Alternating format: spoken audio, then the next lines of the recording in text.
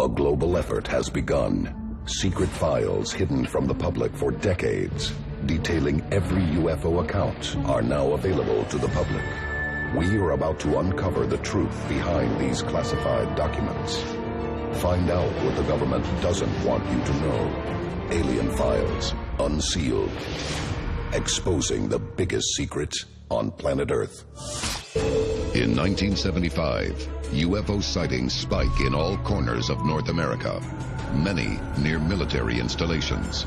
It's documented that unidentified craft were getting into restricted air zones, even above nuclear installations. Who or what is entering restricted airspace? And what is the U.S. military doing to stop it? Unsealed case file, the Wurtsmith incident. Oscoda, Michigan, October 30th, 1975. On the shores of Lake Huron, civilian and military personnel witnessed strange lights in the sky. In 1975, in Wurtsmith Air Force Base, there was an incident that was described as unidentified craft being seen outside of this military installation that shouldn't have been there. And so they had a tanker in the air that went to go check it out to try and see and determine what this craft was. But as the tanker approaches the unidentified craft, something extraordinary happens. There were very bright lights, but when the military tried to fly towards them, they switched off in sync.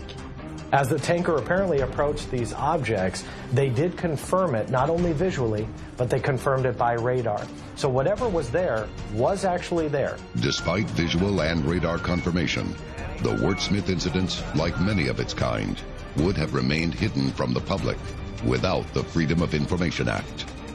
Officials dismiss the incident as lights from an Apache helicopter, but the report leaves more questions than answers. Was it truly a helicopter? Or was that just simply the label and the best definition that they could put on the craft? Cases like the Wurtsmith incident mark an important change in the way UFOs are studied and reported inside the government. But to understand why, we must go back nearly a decade. Unsealed case file, the Condon Report. In 1966, Edward Condon led what has now become known as the Condon Committee. And what they were doing was analyzing what the cases were that were still unidentified in the Blue Book system. And in 22 years, they investigated 12,768 sightings. Only 701 of those remained unidentified. But many critics argue the Condon Committee's findings are a foregone conclusion.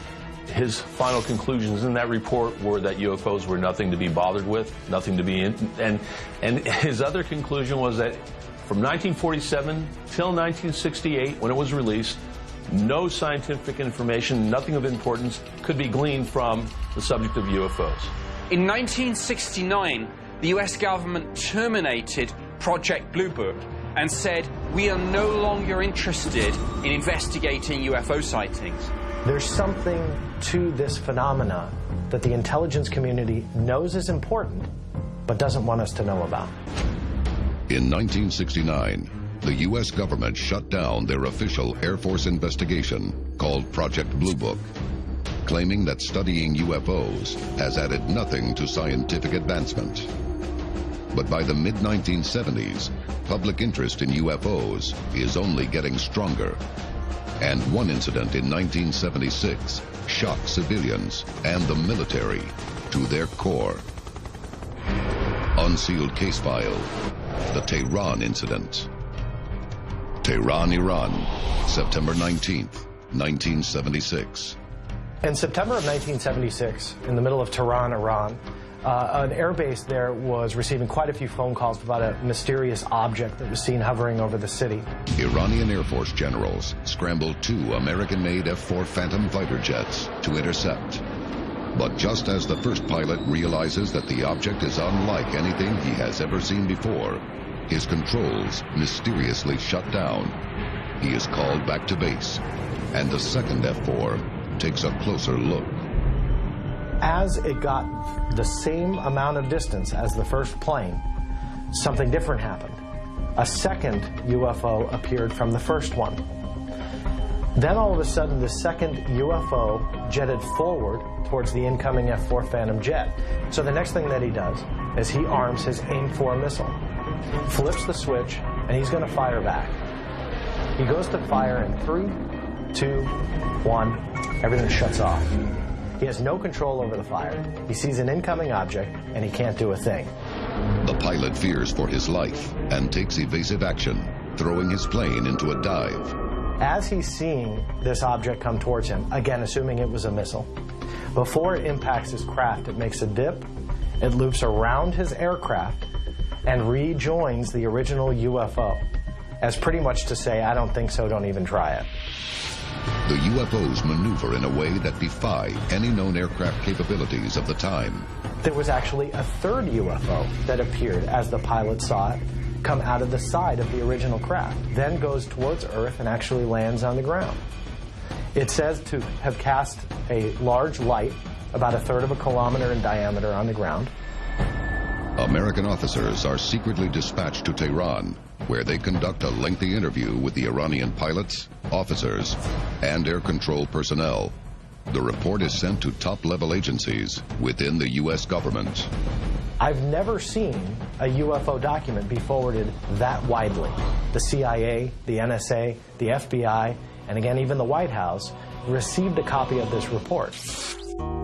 Why does the U.S. government take such an intense interest in the Tehran incident, 7 years after the Air Force said that studying UFOs does not further scientific knowledge? Obviously, if a UFO can disable a fighter jet in Tehran, it can do it in the United States. Does the government take it seriously? Absolutely. This proves beyond a doubt that the UFO phenomena was real. This proves beyond a doubt that they were still interested in it. And this proves beyond any doubt that this was technology that we don't even have today, decades later. Experts today still cannot explain the Tehran incident. But the most fascinating part to me is not necessarily the case itself, but it's the fact that we can read it. If you couple this case and you put it next to the hundreds and hundreds of blacked out cases on UFOs that are blacked out from top to bottom, if you could read this one, what in the heck is under the black in this one? Encounters such as the Tehran incident raise questions about how much the government may be hiding from the public. In 1977, a leading independent UFO researcher named William Spalding files a lawsuit against the CIA for violating the Freedom of Information Act. Spalding, like a lot of people in the UFO community, was fairly suspicious of the government, and he didn't believe it. So he pushed and pushed until finally it went to a lawsuit, and the CIA was forced by order of a judge to look for records. The court forces the CIA to release thousands of pages of UFO files, files they officially claimed did not exist. William Spalding's 1977 lawsuit marked a fundamental change in how the UFO community used the Freedom of Information Act to go after this issue aggressively. This was such a huge embarrassment that the then director of the CIA asked his own officials in a panicked memo, "Are we in UFOs?"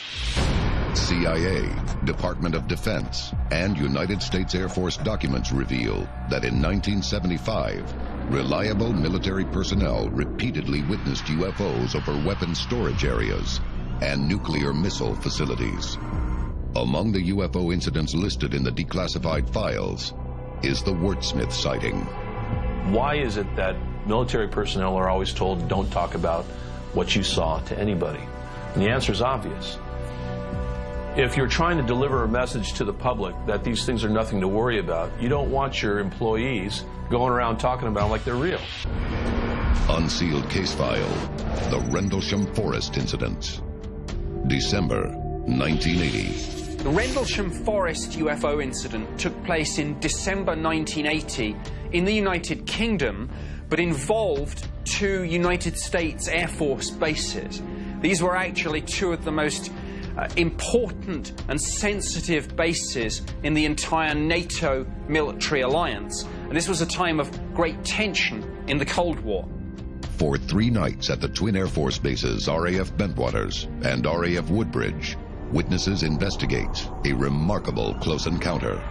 But on the first night of what was actually 3 nights of consecutive activity, this UFO landed.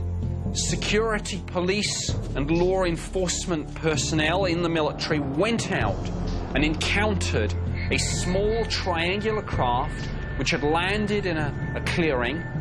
One of the airmen gets close enough to report seeing strange symbols on the side of the UFO and even claims to touch the craft.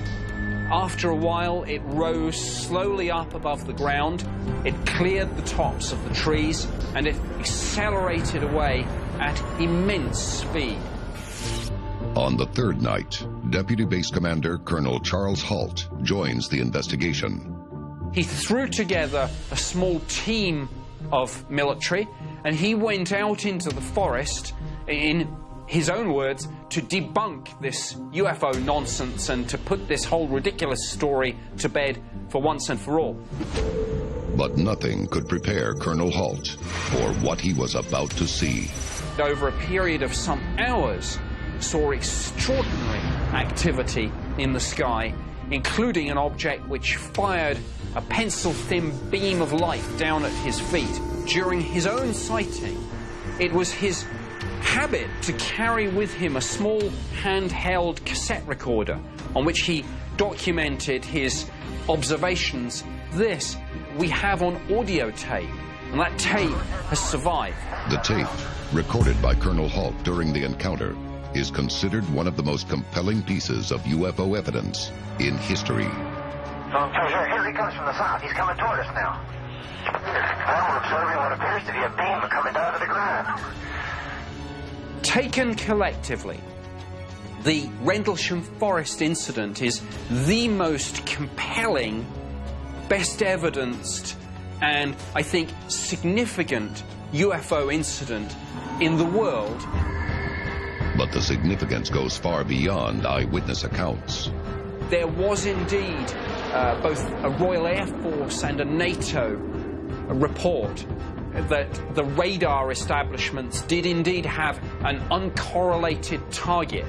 And they measured the radiation at this site, and the radiation had spiked. There's radiation where it shouldn't be, at the edge of a forest. Why? After the incident, Halt makes an official report to the UK Ministry of Defence, a seminal document now known as the Halt Memo. It's an extraordinary document. It's got this very low-key title, Unexplained Lights.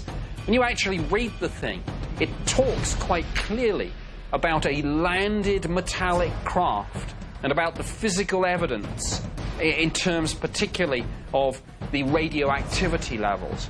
There is absolutely no doubt that these documents are the government's own investigation of this. So did the Rendlesham incident actually occur? Yes, it absolutely did occur. Multiple witnesses. We had an object on the ground. We had radiation. We had the deputy commander of the base involved who actually saw it. Despite the compelling evidence, the UK military concludes that the Rendlesham Forest sightings are an optical illusion. But 20 years later, under mounting public pressure, the UK government commissions an in-depth study of many UFO sightings across the country. Unsealed case file, the Condign Report. Project Condign was a UK government intelligence study into the UFO phenomenon. The final report was stamped secret UK eyes only. The Condign Report tries to answer questions that have lingered since the Cold War. Could UFO sightings be Soviet technology? Are they our own top-secret black projects? Or is it really just atmospheric anomalies? One of the other fascinating things is that it actually dropped the term UFO and replaced it with UAP, unidentified aerial phenomena. So when we use phrases like UAP, it steers people almost away from a nuts and bolts interpretation that we're dealing with solid, structured craft. And it focuses the debate on, for example, exotic atmospheric plasmas, which was one of the Project Condign conclusions. Declassified documents prove that government agencies have been investigating UFOs long after they claim to no longer be interested in the phenomena. But when it comes to disclosure, the National Security Agency looks like it has come to the end of the line. The National Security Agency has really shifted towards kind of more of the spying role. They're the ones that go out and try and figure out what the other enemies of the United States of America are actually doing.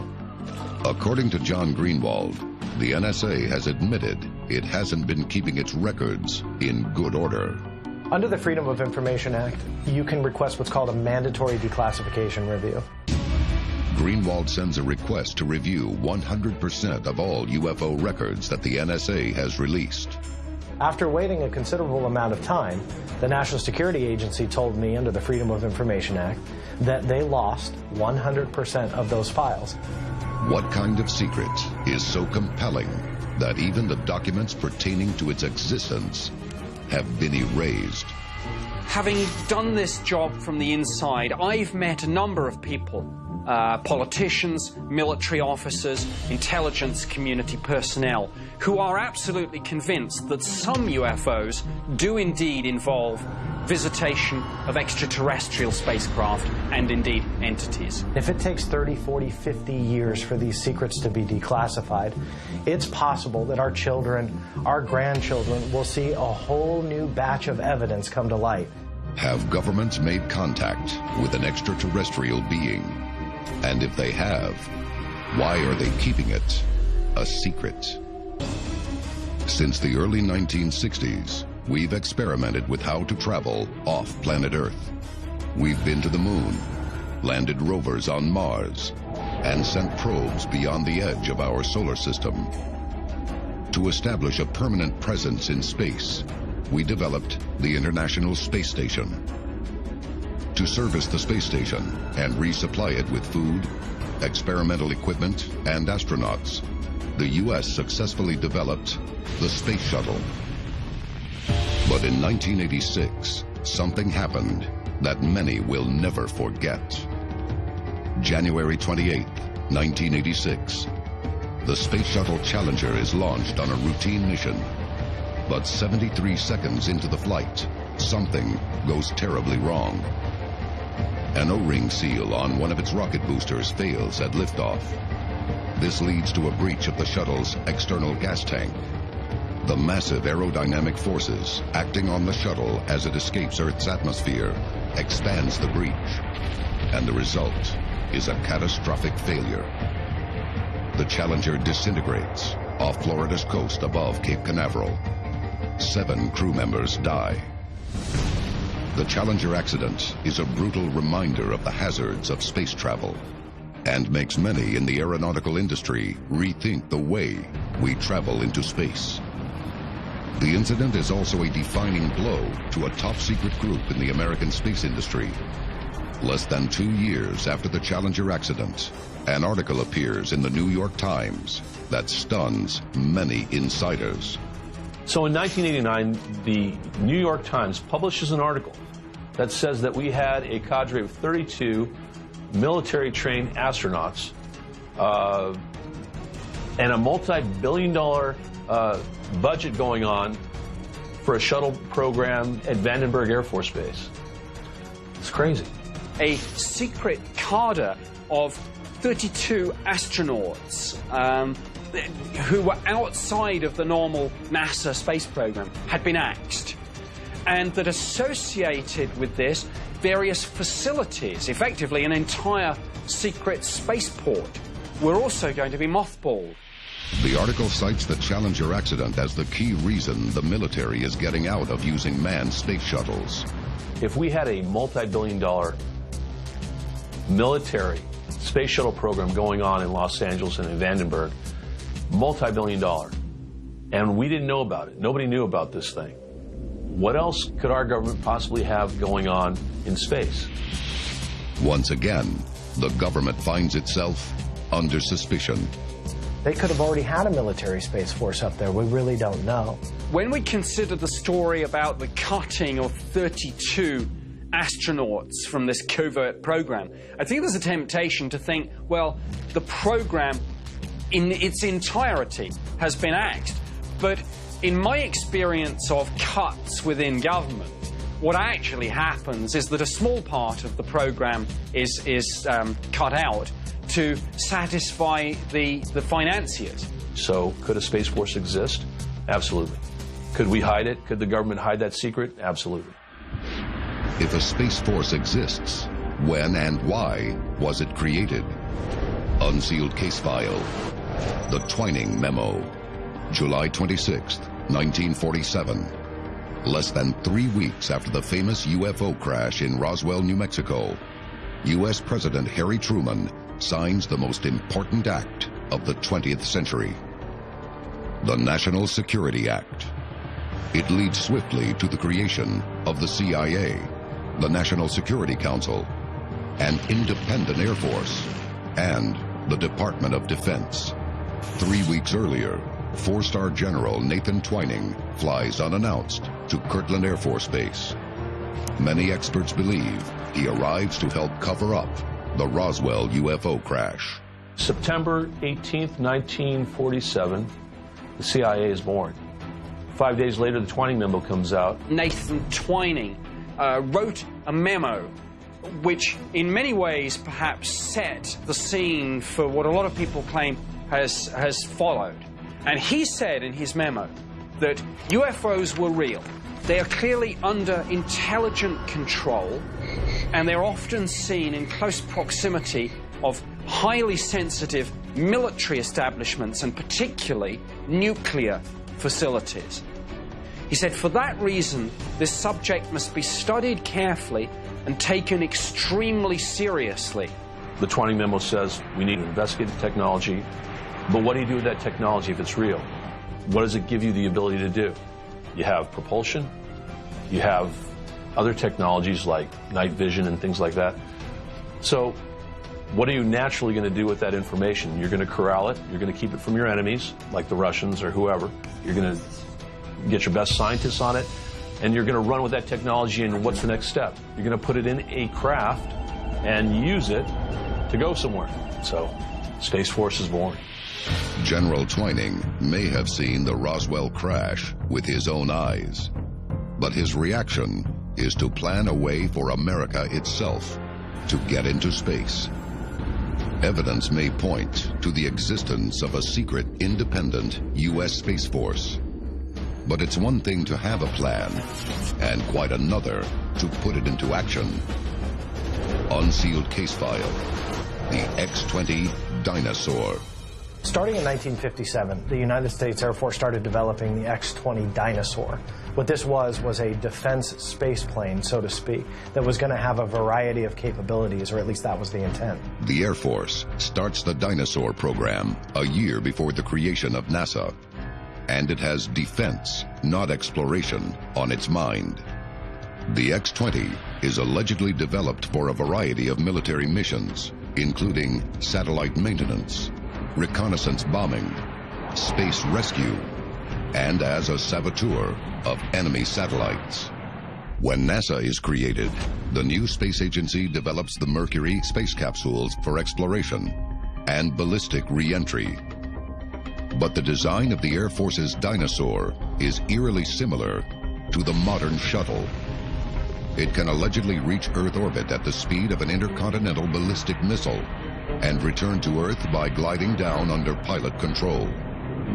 It can land at an airfield instead of deploying a parachute and splashing down in the ocean, like NASA's capsules.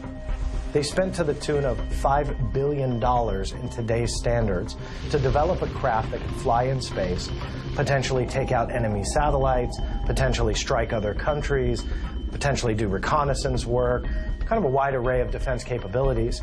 But the X-20 Dinosaur is reportedly plagued with design problems.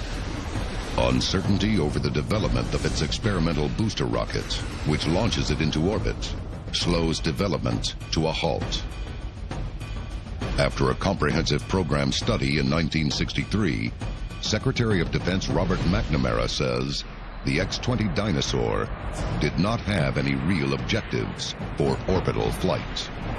Unfortunately, they really couldn't make the plane. They couldn't build it, and the project was eventually scrubbed. The Air Force's decision to halt the program is a reversal of its previous policy. But could a secret industry have continued to develop the X-20 behind closed doors? In 2001, a hacker from the UK uncovers evidence that points to something many thought did not exist. Unsealed case file. Non-terrestrial officers. Gary McKinnon was a computer hacker that allegedly got into NASA computers and discovered much more than he bargained for. Between 2001 and 2002, UK IT expert Gary McKinnon allegedly gains illegal access to over 50 U.S. agency computer systems, including the secret NASA database. What he claims to have found when he hacked into NASA computers was a list of non-terrestrial Air Force officers. He claimed that he had found pictures of craft. He uncovered, according to him, documentation that proved that not only were aliens real, not only was NASA scrubbing out UFOs in their photos, but also that there was this secret space force that existed that could potentially travel to other planets, or that there were military personnel that were currently in space. He found what he thought were ship names, but instead of being USS Enterprise, it's USS Enterprise, United States Spaceship. Gary McKinnon alleges that NASA is actively involved in a massive cover-up. Now, the names of these supposed ships are interesting in themselves, because one of them was apparently the USS Hillencutter. And Hillencutter was one of the people believed to be on the infamous Majestic 12 committee, the super secret body charged with keeping UFOs secret from the public and managing the whole UFO situation. The problem remains. What exactly did McKinnon really see, and what evidence is being covered up? So Gary McKinnon's hack really led to the rise of this idea that there is a secret space force, maybe part of a wider shadow government. I've even heard phrases such as a breakaway civilization used for this. Coming up, we reveal evidence of an ultra-top secret spaceship. Its mission and its 2014 record-breaking flight remain classified. Many experts believe America has operated a secret space force for decades, with ultra-high-tech ships designed for a wide array of space defense capabilities. But what does one of its ships look like? And what is it really capable of? Unsealed case file. The X-37B. April 2010. The X-37B is launched. At less than 30 feet long and just 10 feet tall, the craft is not unlike a miniature space shuttle. Information about its mission is closely guarded. Insiders speculate that NASA and the U.S. Air Force have been secretly funding the project for decades. But the unmanned X-37B is now being developed by DARPA, the Defense Advanced Research Projects Agency.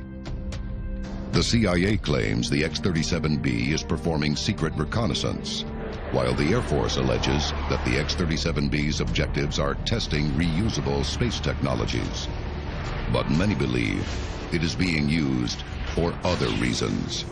Is it possible that the dinosaur program of the 1950s and 1960s that never came to fruition is now flying above our heads with the label the X-37B? With today's defense requirements, I wouldn't put it past them. We're told that the X-37's unmanned. So at this point, with their testing, they're not sending up anybody yet.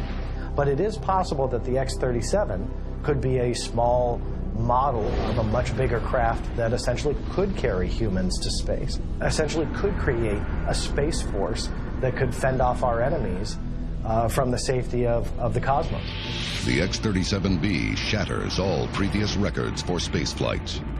In August 2014, it lands after an incredible 627 days in space. For 2 years, a plane operated by NASA is traversing somewhere out there.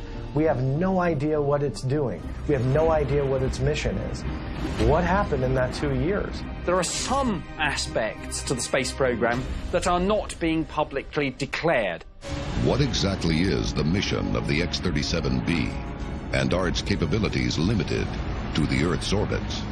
Some experts believe the X-37B has the capability to reach the moon or even beyond, leading to speculation that the U.S. may already be developing secret off-world bases. With the aura of secrecy around the X-37B, we can tell that it's one of the most heavily classified space missions that exists. We have no idea what its mission is. But the level of secrecy surrounding the X-37B leads many to believe that its mission may be rooted in the origins of a secret space force. The idea of a space force may be a far-fetched idea to really kind of comprehend, but history shows us this isn't a new idea at all. In the late 1950s, the Department of Defense was designing what they called Project Horizon, which was a military outpost that they were going to put on the moon. In 1959, Project Horizon sets out to develop a 12-person outpost on the moon. Its purpose, to serve as a base to explore further into outer space. Officially, Project Horizon never materializes. They wanted to do it 6 decades ago. Unfortunately, it just wasn't feasible. Today, maybe a different story. For years, many believe that the United States government is operating a secret space force with capabilities beyond the Earth's orbit. Until recently, it has been difficult to prove. But when retired Canadian Defense Minister Paul Hellyer claims there is a shadow government functioning in outer space, it becomes difficult to ignore. Paul Hellyer was the defense minister for Canada for many years. In 2005, he came out with a statement about UFOs because he had seen one, so he was convinced they were real. He has gone on the record as saying not only are UFOs extraterrestrial, but there have been crashes, some vehicles have been recovered, and the US government does have a secret space force that he's actually concerned might one day end up taking hostile action against extraterrestrials. Hellyer claims his concern for the security of planet Earth is the reason he has exposed the existence of a secret space force. No military planner is going to want to leave any part of the battlefield undefended. So it stands to reason that as space is going to be an important part of any future war, you have to dominate space. So you need a space force, and that's probably going to be largely secret. If you need to defend your planet, put a base here, put a base there, put a base here, and put a base there. It's simple logistics to warfare. Make sure you're protected from the outside. That way your enemy can't get in. If a space force does exist, how far into the universe does it reach? Who controls it?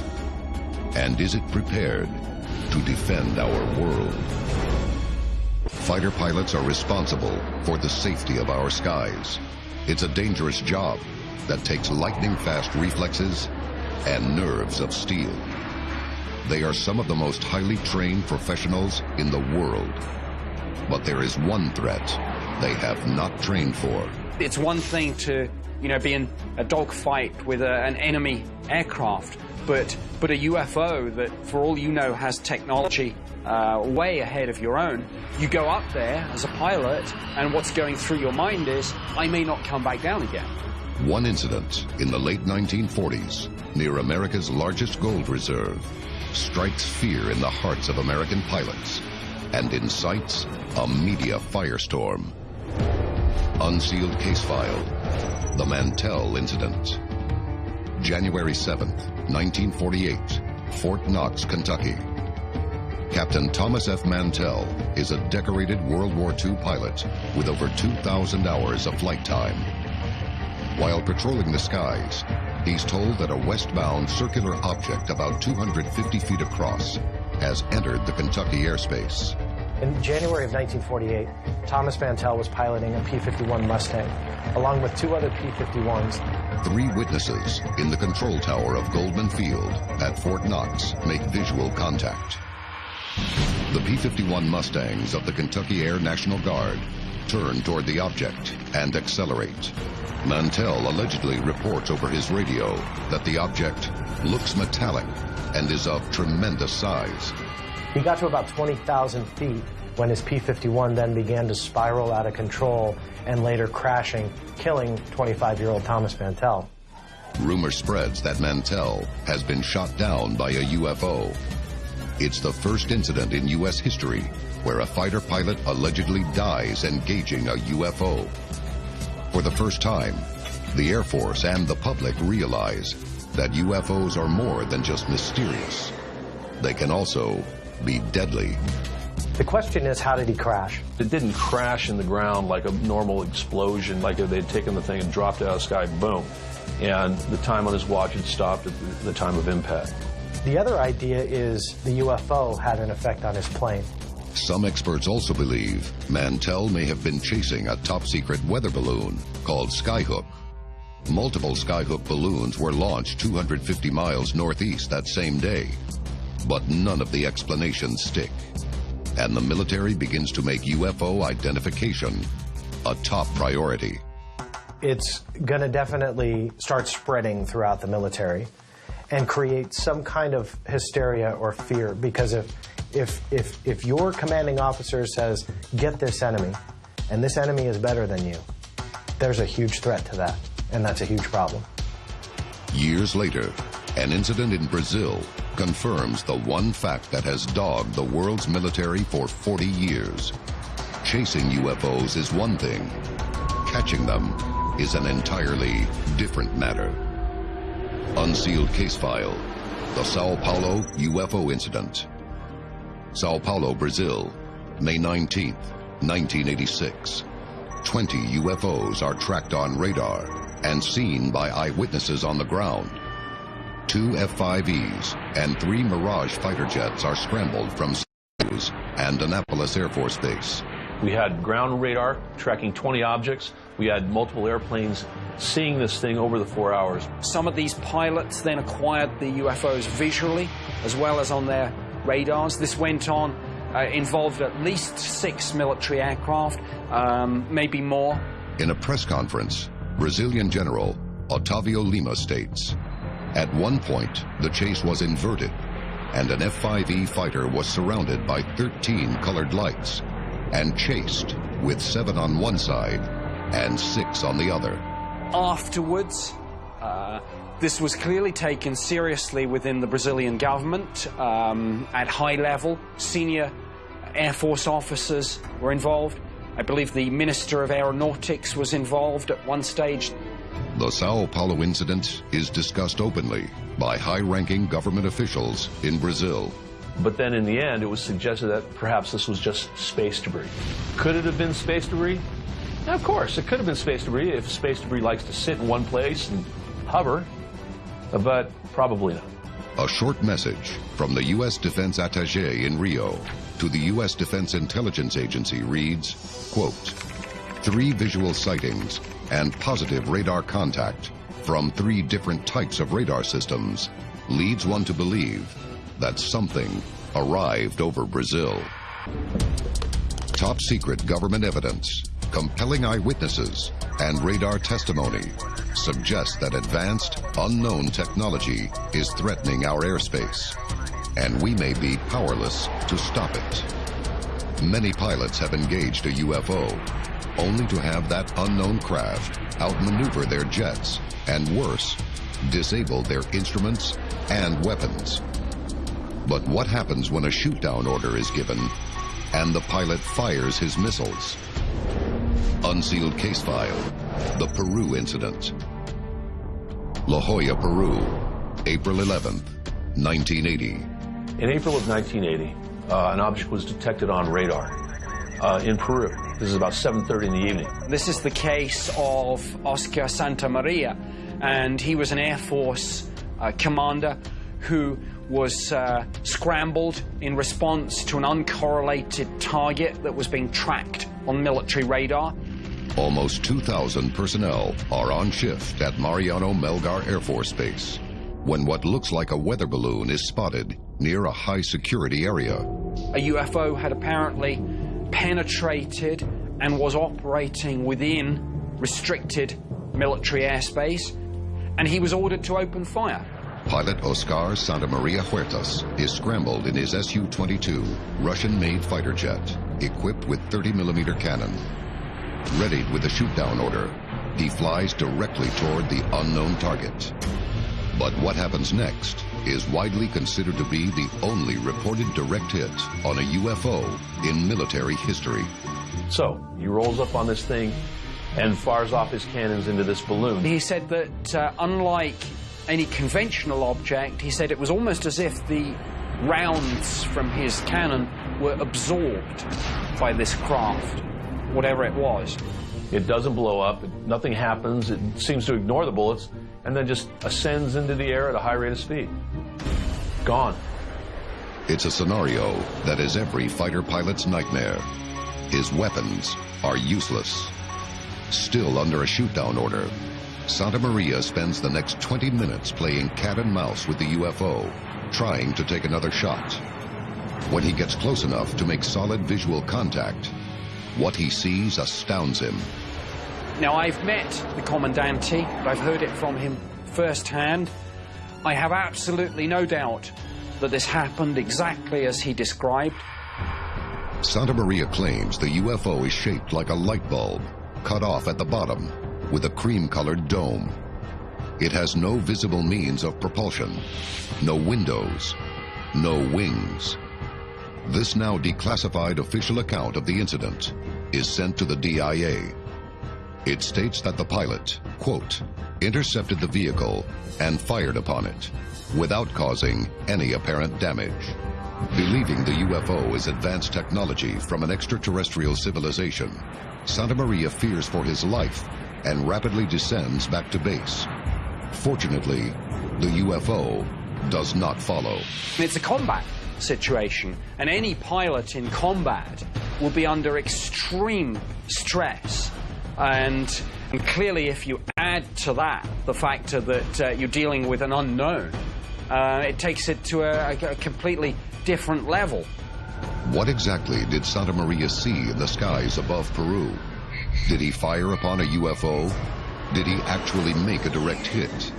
Or did he simply succumb to the intense pressure of intercepting an unknown threat?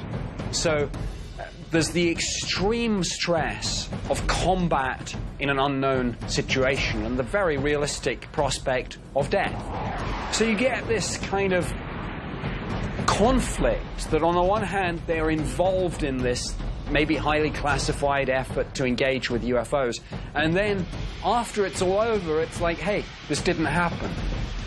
So I think pilots are being put under extreme stress at both ends of the spectrum. During the encounter, it's the combat stress, and afterwards it's that stress of secrecy and threats. Caught between defending our skies from unidentified threats and the possibility of Air Force reprisals, the testimony of pilots who have been ordered to shoot down an unknown craft is critical to the study of UFOs. But can their efforts be mistaken as an act of war? Unsealed Case File, the Cometa Report. This report was entitled UFOs, What Should We Prepare For? In 1999, the Cometa Report was published in France, which really outlined what the evidence was that supported that the UFO phenomena was real, and it was quite possibly a threat to the world as a whole. It came to the twin conclusions, in effect, that UFOs at some level were a real, solid, tangible thing, and they were seriously prepared to consider the possibility that these things were indeed extraterrestrial spacecraft. Whatever you believe about UFOs, if you've got something flying in such controlled airspace, well, that's something that should be taken seriously, whether you're a believer or a skeptic. The 13-member panel, made up of some of the brightest government, military, and scientific minds in France, hand down a stunning recommendation. It outlined the fact that we needed to try and figure out a defense, a way to ward off and fend off any enemies that may be encroaching into our airspace and trying to invade our planet. Are they visiting our planet? Thousands of witnesses, contactees would tell you yes. We protect a lot here on the planet Earth, but the minute an alien civilization lands on Earth, that changes in a second. The Cometa report questions the Earth's ability to defend against an unknown enemy attack. If an alien spacecraft visits Earth, and it's made out of nuts and bolts, pending no science fiction-like shield around it, I'm guessing we could probably find a way to shoot it out of the sky. But the big debate for me is why. You know, you're either going to successfully shoot down one craft of an alien race and potentially upset a much bigger force that has bigger guns than us, and I don't think that that's something that our pilots would do. I think we need to start crossing our fingers that they don't have any bad intentions, because quite frankly, I don't think we're going to have the ability to get rid of them. When the day comes, do we need to rethink how we approach unknown visitors in our skies? Despite constant denials, governments around the world do study UFOs. I joined the British government's Ministry of Defence in 1985 and I left in 2006. My job was to research and investigate UFOs. I had mixed feelings when I joined the UFO project. On the one hand, I was fairly skeptical about this. When I looked at some of the extraordinary radar visual cases, I soon began to realize that my initial skepticism had been misplaced. The United States government, among others, has formed many UFO investigative units dating back to the 1940s. After an unprecedented wave of UFO sightings in 1947, which includes the infamous Roswell incident, the U.S. created investigative bodies, Project Sign, Project Grudge, and ran Project Blue Book until it was canceled in 1969. In July of 1947, headlines were printed that showed that a flying saucer, alien in nature, complete with bodies and all, crashed on a ranch in Roswell, New Mexico. The United States Air Force became convinced the nation was being invaded by an unknown advanced technology. And in the fall of 1948, one of the military's own had an encounter that was too convincing to ignore. Unsealed case file, the Gorman dogfight. Fargo, North Dakota, October 1st, 1948. Veteran World War II pilot Lieutenant George Gorman is flying his Air National Guard P-51 Mustang over Fargo on a clear night. He encounters an object. It's 6 to 8 inches in diameter. He describes it. It's well lit. It's a lit ball of light. And it's flying around the town just like he is. Several other personnel at the base also witnessed the ball of light and describe it as bright with tight edges. Gorman obtains permission to investigate the unidentified object. He decides to engage him, and it starts playing with him. He has a few head-on passes with it. He tries to chase it around. It does things that he can't keep up with, and then eventually just takes off and he is gone. He estimated that this object was flying at least 500 miles per hour, which was incredibly fast for the time. They were doing what they could describe as dogfight-type maneuvers in the sky, chasing each other. Within hours of the incident, officers arrive from Project Sign, the U.S. government's official UFO investigative body at the time. During his interview, Gorman describes the ball of light as bright, with clear edges, not completely round, but slightly flat. Then he stuns investigators by stating that the unidentified object's movements were so specific and responsive that there was, quote, thought behind the UFO's maneuvers. His report was considered very highly credible. He's a credible officer. So what was this thing? Nobody really knew. What he knew was he couldn't keep up with it, and it did things that he had never encountered before. After a full investigation and national media coverage, Project Sign concludes that Gorman chased a weather balloon. The incident with Gorman was not a lone case. There are quite a few examples in our UFO history that show that pilots do have encounters with UFOs.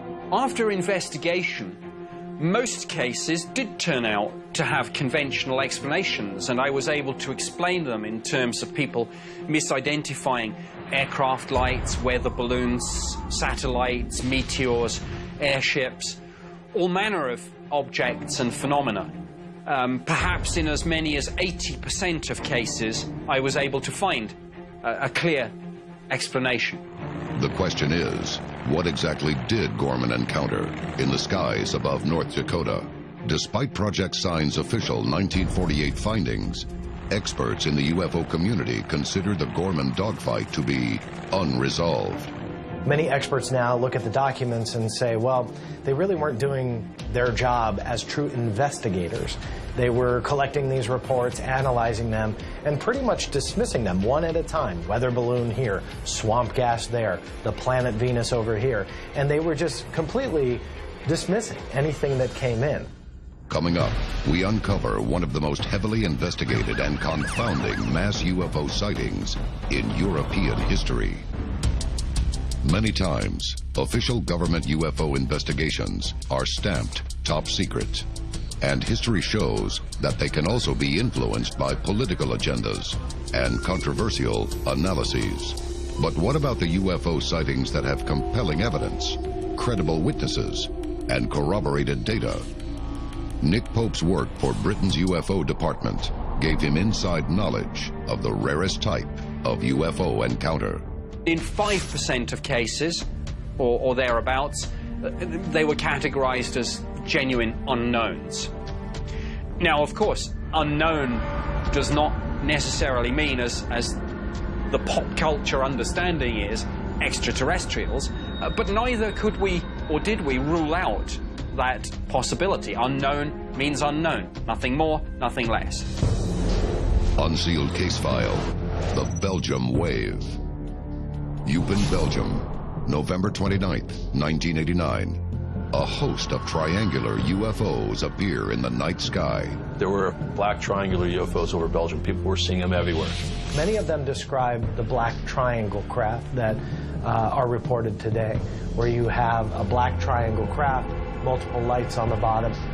30 different sets of witnesses and 3 separate groups of police officers allegedly see black triangular UFOs in the skies above Belgium. Officials question the witnesses for any information that would lead to a rational explanation. But over the next few months, the initial sighting becomes a wave, with over 1,000 sightings reported from November of 1989 through the spring of 1990. The Belgian Air Force response to that was to actually scramble jets and chase these things. We always had specialists who could look at things in detail for us, whether it was looking at photos or videos. And of course, the other big part of UFO investigations is radar. They had F-16s, high-technology jet. They chased these things.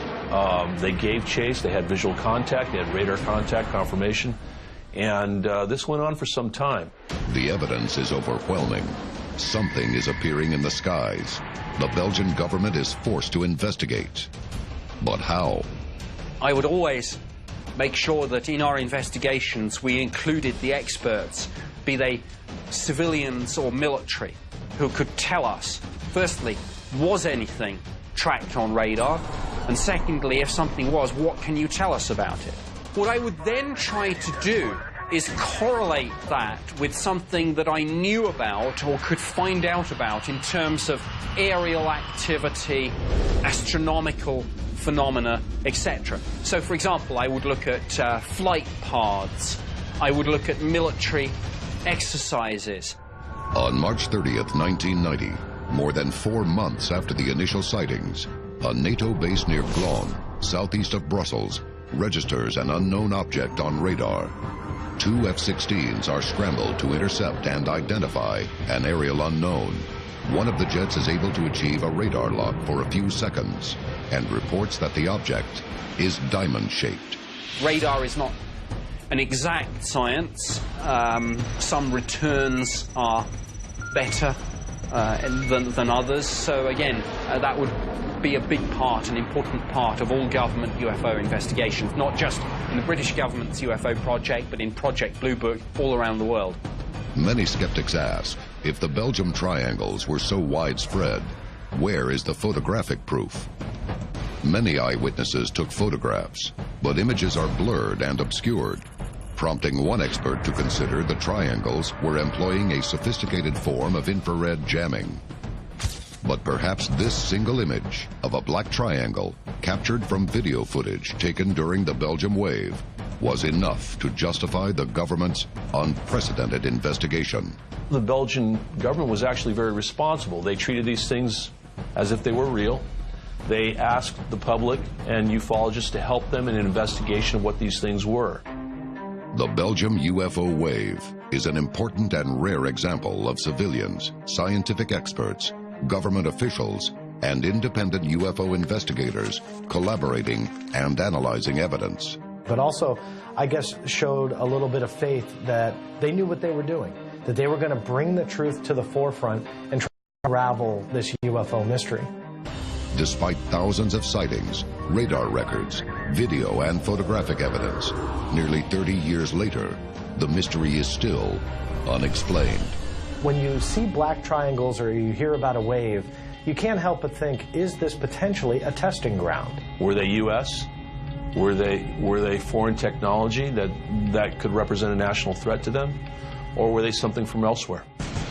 Coming up, 60 years later, a sighting in Chicago, Illinois, has aviation investigators still telling eyewitnesses that seeing is not believing. In the past 7 decades, governments around the world have investigated thousands of UFO sightings and encounters, oftentimes under an umbrella of secrecy. But despite officially denying the existence of UFOs, to this day, many in the public are not convinced. Each year, when I was working on the UFO project, I probably received 200 or 300 sighting reports, and each of these had to be properly investigated. Unsealed case file, the O'Hare Airport flying disc, Chicago, Illinois, November 7th, 2006. Something unusual appears over one of the nation's busiest airports. November of 2006, 4:15 in the afternoon, an object appears over O'Hare Airport. Aircraft operations are shut down for a while for this object. This thing's sitting over the airport. People are seeing it, people are videoing it, and this thing just sits there. But what is it? Many eyewitnesses that day described the object as a rotating gray disc, shaped like a frisbee. It's a round, for want of a better term, flying saucer type spacecraft or craft, and people are looking at it, and then all of a sudden the thing just goes up vertically and punches a hole through the clouds. The incident is witnessed by ground crew, pilots, passengers, and airline personnel. It did shut down air operations for a while, but other than that, we didn't have time to scramble jets on it. We didn't really react to it well. We were in shock. But many are reluctant to go on record and report what they saw.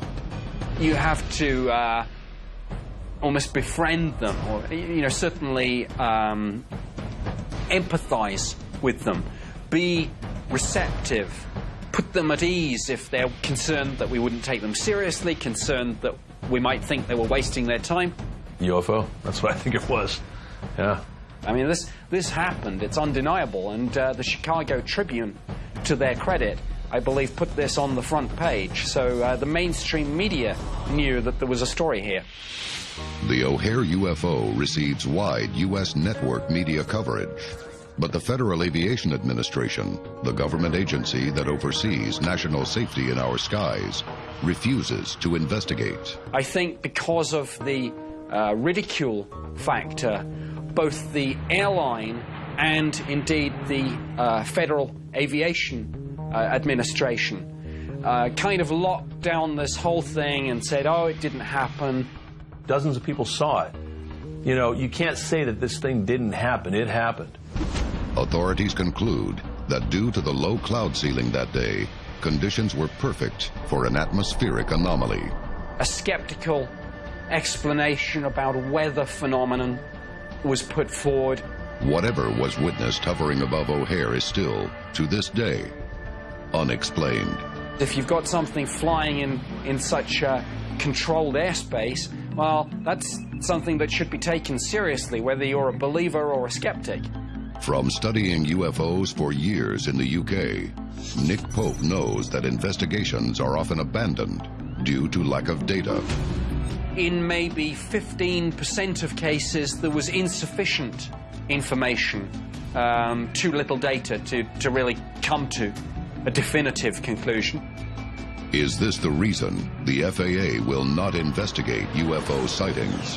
Why wouldn't they care if a UFO's there? Doesn't mean that it's alien, but it means that it's a threat. So it really kind of begs the question, are they covering up their interest?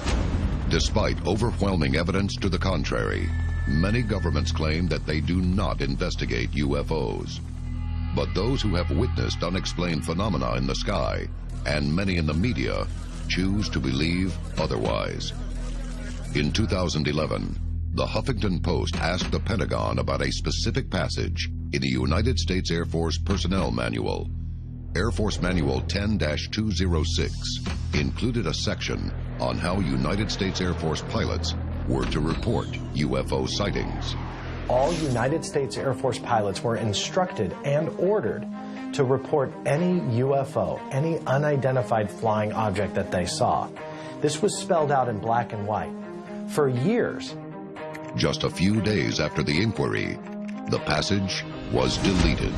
Within 24 hours of this major media outlet inquiring to the Pentagon about this manual, it was completely rewritten, it was changed, and the entire chapter on UFOs was completely gone.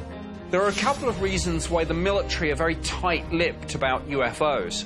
Firstly, the military are inherently a secretive organization. The default position is always say nothing unless you absolutely have to. They were going to put the spotlight and show, beyond a reasonable doubt, unidentified flying objects was still on the books to be reported as Air Force pilots see them. The second point is that as a hierarchical organization, it's actually very easy to clamp down on this, because if a senior officer says, don't talk about UFOs, that's an order, and all sorts of adverse consequences will befall anyone who disobeys that. That's why over the years the military has been very able to keep a lot of this secret. Pentagon officials claim it was a coincidence that the passage was deleted at the time of the inquiry. Why is there this big charade that they're not interested in anything related to UFOs? And in black and white, under the Freedom of Information Act, you can completely prove the opposite. We may never know exactly what kinds of UFO phenomena governments around the globe have investigated. This is not an area I can discuss in any great detail, of course, because I'm still bound by the British government's Official Secrets Act. What I can say is that through intelligence means, those of us in government have a pretty good idea of the sorts of things that are out there. The question is, what exactly is out there? There is no end to the discussion of UFOs, but no subject is as controversial or riveting as alien abductions. And alien abduction is the only type of encounter in which eyewitness testimony can reveal details about the inside of unidentified flying objects. Details that can help us understand how aliens live and what they want. Unsealed case file, the Allagash abductions. Allagash Waterway, Maine, August 20th, 1976.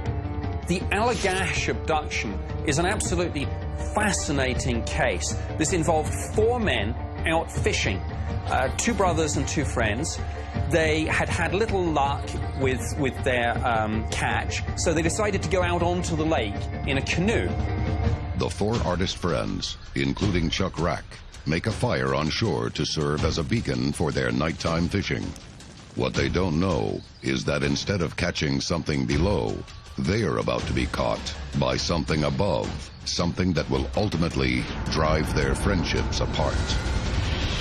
As they were out on the lake, they saw in the sky a bright light, and it got closer and closer. It descended until they saw this huge UFO.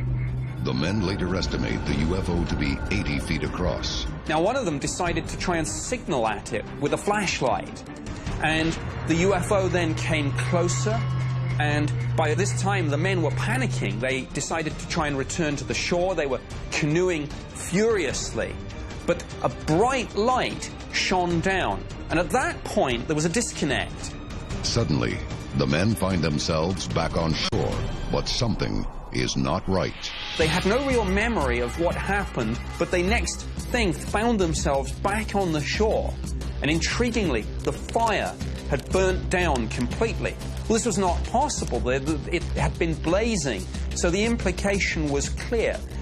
There was lost or missing time. Something had happened to these four men. Maybe it had been an hour, maybe longer, and yet they had no conscious memory of it.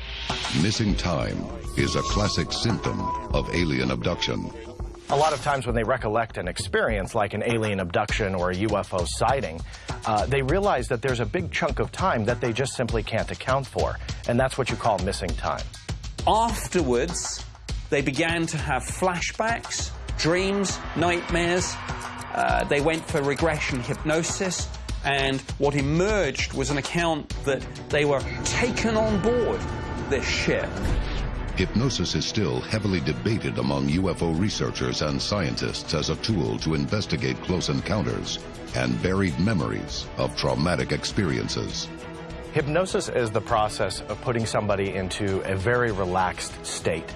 And what that means is they're not only very subjective to maybe memories being implanted in them, but it also kind of brings their walls down. If they have memories that they have forgotten. During the Allagash hypnosis sessions, the men begin to recall an intense and vivid encounter with several aliens who allegedly took them aboard a UFO.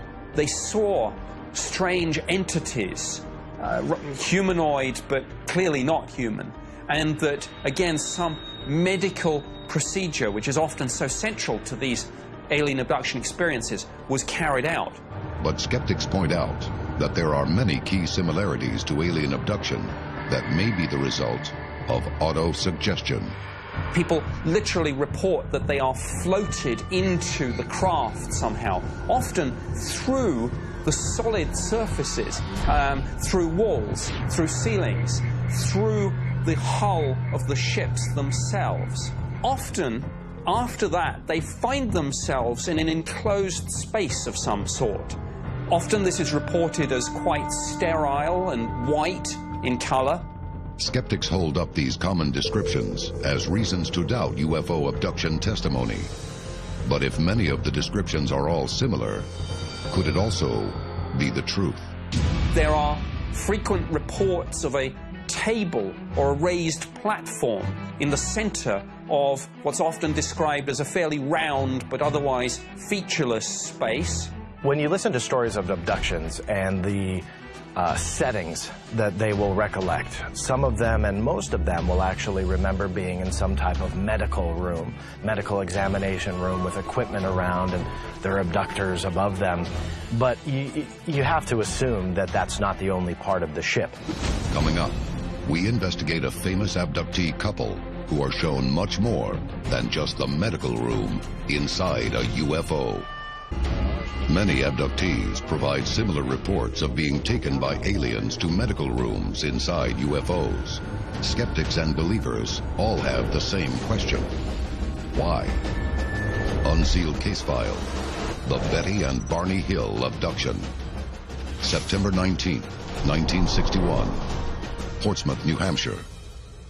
This was a case of a couple returning home late at night, driving down the archetypal lonely country road near Exeter, New Hampshire. Betty and Barney Hill were driving down the highway when they witnessed a UFO. The couple initially describes the craft as multicolored lights flashing across the moon. The UFO rapidly descends, and Barney stops their car in the middle of the highway. A huge, silent, disc-shaped craft hovers in front of them. Using binoculars, Barney claims to see 11 humanoid figures staring out of the row of windows. And as the craft then hovered over their car, cast a big light down on them. Fearing for their lives, the couple jumps back in their car, but are pursued by the UFO.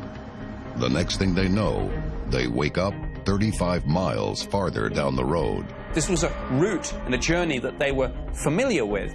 So what happened in that period of so-called missing time? Despite the shared incident, Betty and Barney Hill try to return to normal. And under regression hypnosis, out came an account that it wasn't just a distant sighting of a UFO, but this thing actually landed, and they were forcibly taken onto the craft. Under hypnosis, the Hills recount harrowing stories. The medical examinations, the abductors looming over them, taking bodily fluid and samples. They both recollected this, and you've got to ask, well, what really happened to Betty and Barney Hill? Barney Hill claims the aliens were almost human, and that they took him to a small examination room and placed him on a rectangular table. Firstly, it does appear that a lot of this is quite functional. It's minimalistic, it's sterile. If people report a medical procedure or physical examination, the parallels with our own operating theaters are quite interesting. But the similarities don't end there. There are also motifs, I believe, that one can recognize from science fiction. And of course, the relationship between sci-fi and ufology is complex. Skeptics say abductees borrow from sci-fi. Other people say it's the other way around. But during Betty Hill's therapy, she reports that the human-like aliens scraped her skin with a knife. They also pierced her with a needle. And she even held a book written in a language she did not recognize. But what are the abductees really seeing? And why, despite the traumatic events, are their surroundings eerily familiar? One phenomenon that's been noted with a lot of the abduction reports is what's called cultural tracking. The idea that the technology the abductees report is almost just a little bit ahead of us, our own technology, but not so far ahead of us that it's indistinguishable. A viewing screen is obviously a viewing screen. A computer does seem to be a computer, even though it's different in some respects from our own. So there's a sort of familiarity here. Which may explain why experiencers and abductees who are in different parts of the world that experience different abductors with different physical features, why the ships themselves are different as well. With so many common similarities across many abductee reports, the question remains, is alien abduction testimony merely a fabrication? Or is it an attempt to make sense of something beyond human comprehension? Coming up, we reveal the vast interior of a UFO mothership from one of the most well-known alien abductions of all time. Many abductees who have allegedly witnessed the inside of a UFO report surroundings of a strangely familiar, yet advanced technology. But one man's now famous encounter describes something much more. A mothership. Unsealed case file. The Travis Walton abduction. November 5th, 1975. Apache Sitgreaves National Forest, Arizona. Travis Walton is employed on a logging crew in Arizona. After his shift ends, the crew drive back to camp.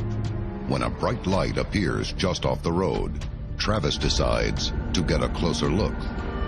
Now, Travis Walton was a bit of an extrovert, a bit of a daredevil, and while all his friends and work colleagues were screaming at him to get back in the truck, Travis Walton actually walked this UFO, almost like he was challenging it, like quite aggressively. But suddenly, Walton is engulfed by a beam of light coming from the UFO, and he disappears from view.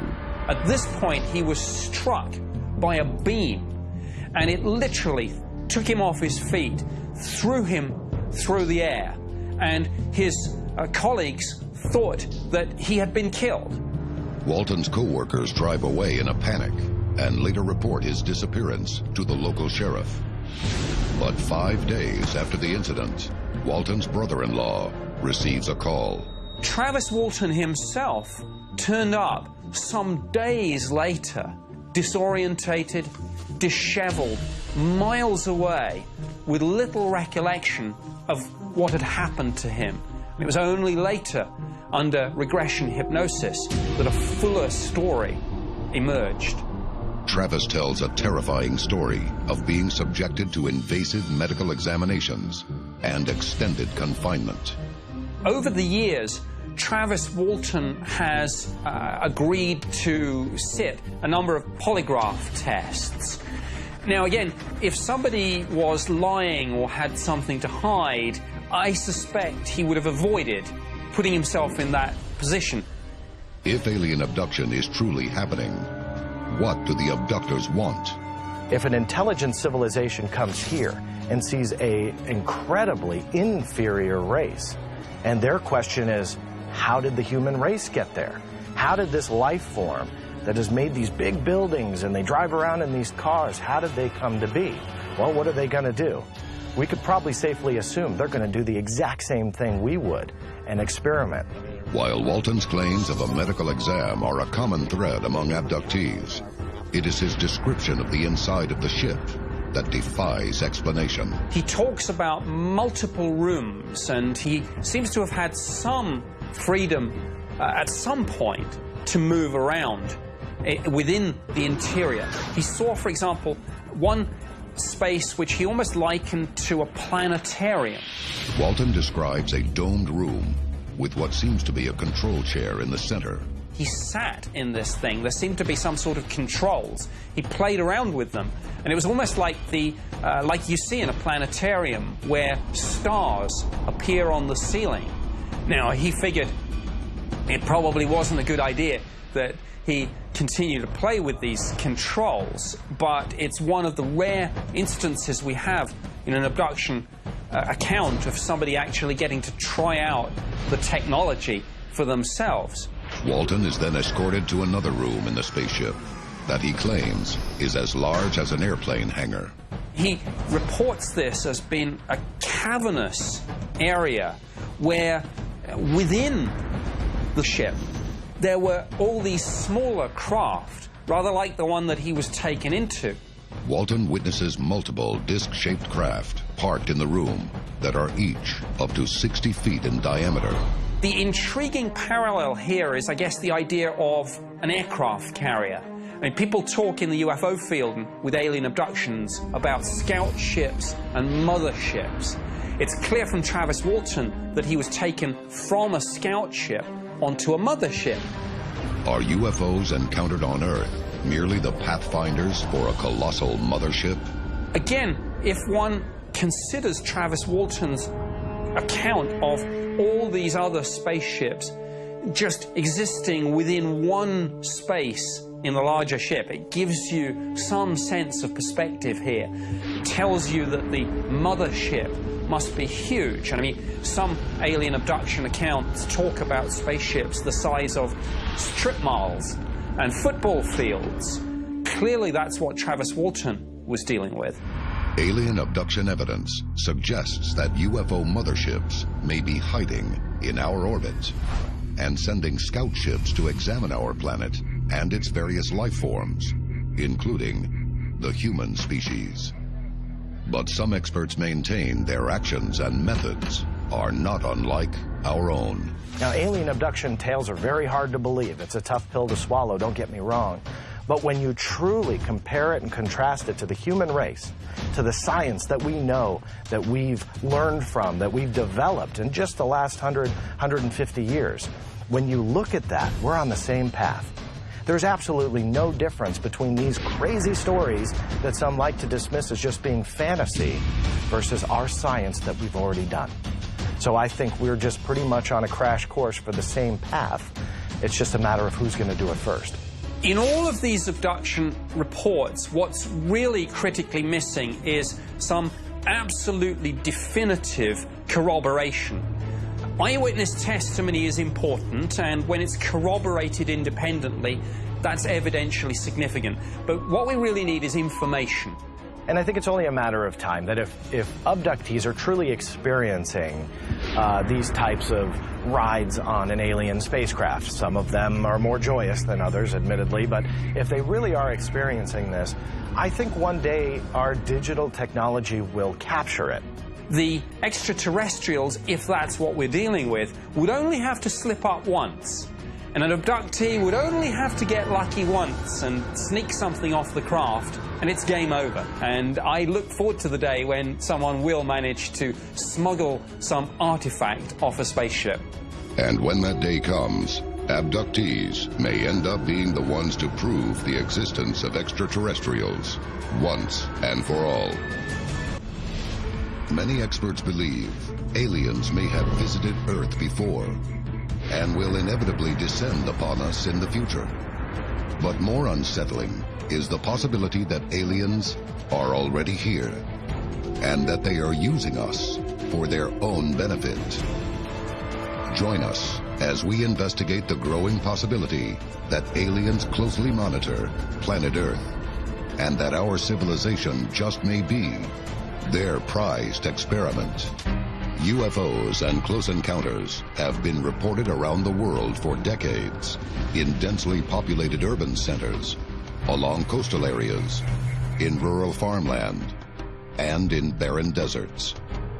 But why are UFOs here? And what do they want? There are several different theories about why extraterrestrials might be visiting the Earth. That this is the prelude to some sort of alien invasion, that they're after our resources, whatever it is, and that they are scouting us, studying us, and this is prelude to them coming here all guns blazing to either exterminate us or enslave us. There's a lot of theories on why they're here. And I think when you truly want to answer that question, you have to understand what the human race wants from the stars. And that's the knowledge, it's the experience, it's the understanding of what's truly going on out there. Other theories are that they are just scientists, that the reason for studying Earth is purely scientific. They're interested in our geology, our meteorology. Science tells us that the Earth will eventually cease to exist. And to survive this future catastrophe, the human race must develop the ability to colonize another planet. The human race cannot be here for infinity. So the same is true for other planets out there in the universe. Suns will die, which means livable planets that are perfect today will not necessarily be perfect tomorrow. Here on Earth, one way to transform inhospitable environments is called terraforming. Terraforming is the process by which one would take a hostile environment, an alien planet like Mars or Venus, and one would effect, through a number of different strategies, changes devised at making the planet more like Earth, in many ways indistinguishable from Earth. So if an alien civilization wants to terraform Earth, I think it's safe to say that they may need another planet to live.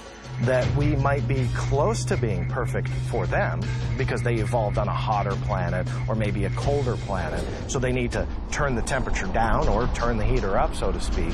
But they could come and change and morph this planet into what they need. If you can build a spaceship and come to Earth, actually causing a volcano to erupt or changing the path of a hurricane would probably be child's play.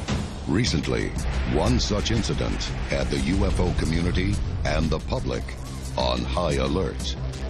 Unsealed case file.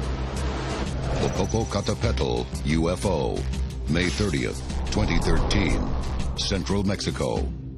Active volcano Popocatépetl is Mexico's second highest peak and only 40 miles southeast of Mexico City.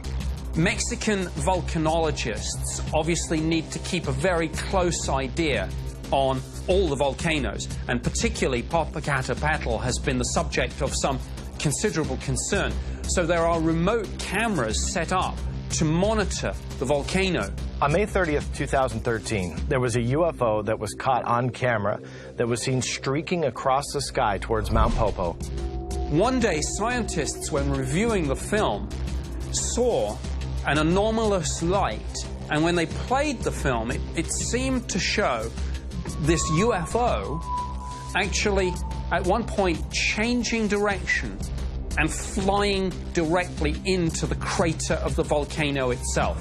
Why would a UFO fly into the smoking caldera of a volcano? And how could it sustain such high temperatures? A lot of people theorize that these UFOs are helping civilization on Earth by stopping natural disasters.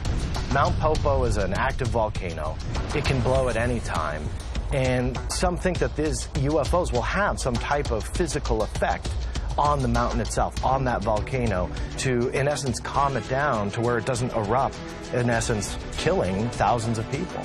One theory is that extraterrestrials monitor the Earth and occasionally use technology to keep us safe from a global catastrophe.